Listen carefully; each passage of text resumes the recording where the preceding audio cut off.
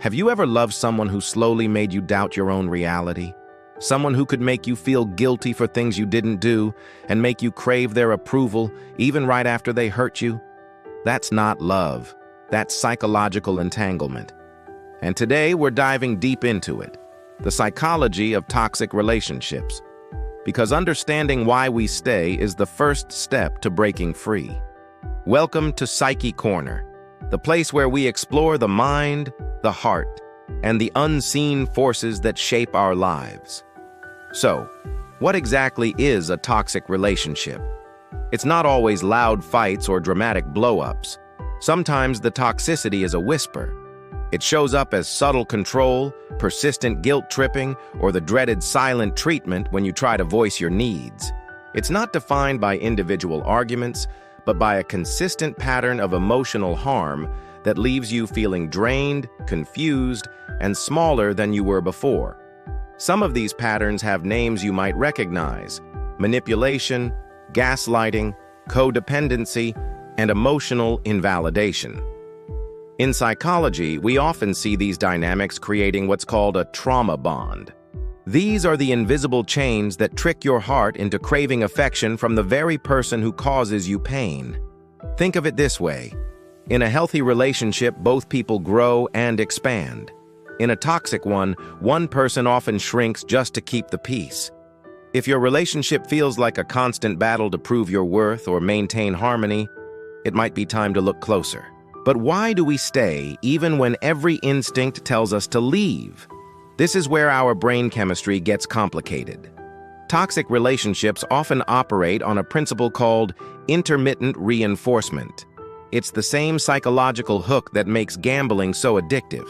You don't win every time, but the possibility of a win keeps you playing. In a relationship, this looks like a cycle of intense affection, followed by sudden withdrawal or conflict.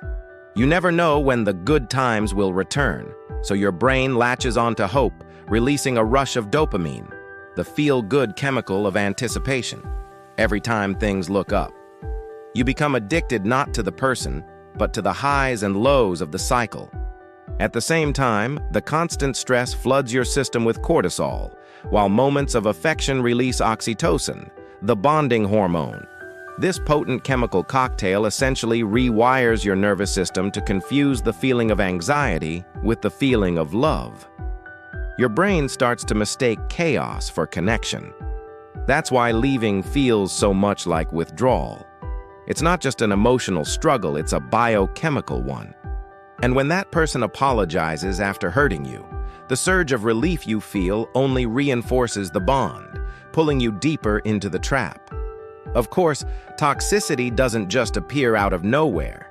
It's often the product of deep, unhealed wounds in one or both partners. Many people who create toxic dynamics exhibit traits associated with narcissism, borderline personality, or insecure attachment styles. For instance, a person with narcissistic traits might crave constant admiration to cover up a fragile ego.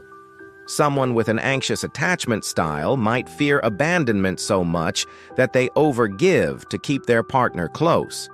Meanwhile, an avoidant partner might pull away emotionally, creating a painful cycle of confusion and distance. Psychologist Ross Rosenberg calls this the human magnet syndrome, where a wounded giver is almost magnetically drawn to a wounded taker. It's like two broken puzzle pieces that fit together perfectly, but painfully. And here's the twist. For many of us, these toxic dynamics feel familiar. They can echo our childhood experiences, especially if we grew up in an environment where love and pain were intertwined.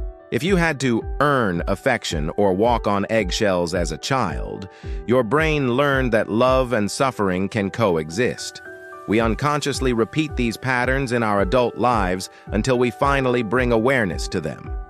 If you're wondering if your own relationship has crossed into toxic territory, take a moment and honestly ask yourself these questions. Do I feel more anxious than safe with this person? Do I find myself constantly second-guessing my own thoughts and feelings? Am I always apologizing just to avoid a fight? And after spending time with them, do I feel drained instead of energized? Here's a powerful truth. In a healthy relationship, communication heals. In a toxic one, communication often hurts. If maintaining your peace consistently costs you your voice or your sense of self, then the price of that relationship is simply too high. True partnership shouldn't feel like a constant sacrifice of your well-being. So, how do you break free? Healing from a toxic bond isn't about fueling anger or hate. It's about gaining clarity.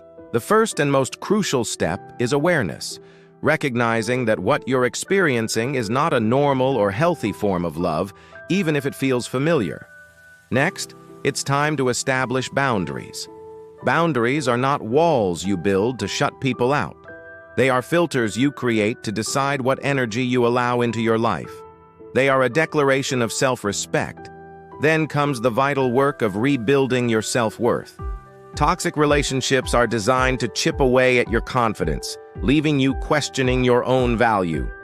Healing begins the moment you start reminding yourself that you are worthy of a love that nurtures you, not one that constantly demands you prove yourself.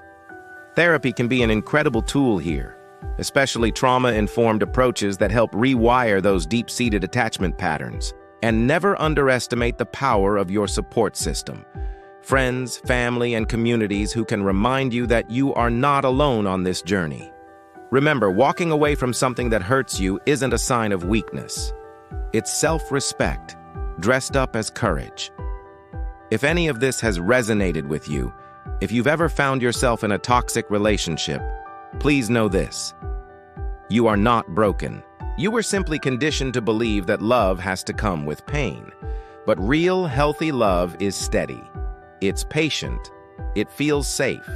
It doesn't drain your energy. It restores it. It's time to take your power back. Redefine what love means to you on your own terms.